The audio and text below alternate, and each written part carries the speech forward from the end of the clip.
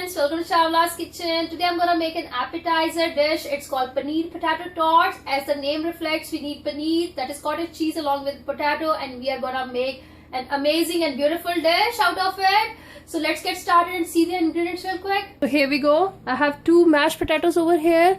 I'm using 2 big size potatoes which I have already boiled and mashed. Then around 3/4 cup of mashed paneer over here, that is a cottage cheese. Then some salt according to your taste, some ground pepper. Then I have a maida, that is all-purpose flour, around 2 tablespoons of all-purpose flour, and we'll be putting around 2 to 3 tablespoons of water in it just to make a paste. And let's get started. Here goes paneer in this aloo with some salt in it. I'm using around a teaspoon of salt with some ground pepper over here, black pepper. So just mix everything well.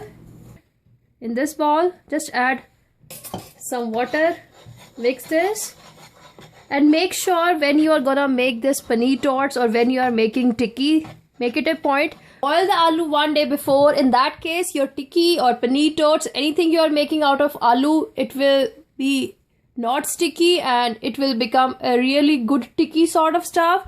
So I prepared this aloo, I boiled this aloo a night before. So here my batter is ready. What we have to do is just make it any shape you like. I'm just making it an oval shape. Make it this way. Let me finish. So here it is ready. What I am gonna do is just drop this in this batter and coat it well with the all-purpose flour mixture. And now we are gonna drop this in a pan over here, with oil is already heated up over here. So here we go. Make it point, just coat it well.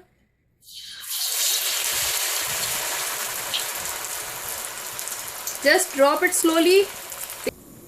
So I'll just deep fry this for 5 minutes on both sides and it would be done. You'll see an amazing color, and it's really amazing dish to eat because it have like crispy from outside and really soft and spongy from inside. So you can feel that once you'll eat it, but it will take around 5 minutes more to get it cooked.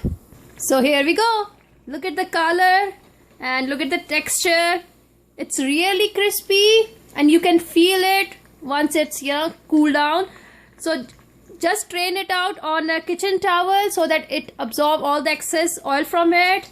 And here it goes. And one more point, you can bake it too at 350 Fahrenheit for around 15 minutes and you can get the same color, but texture should be somewhat different.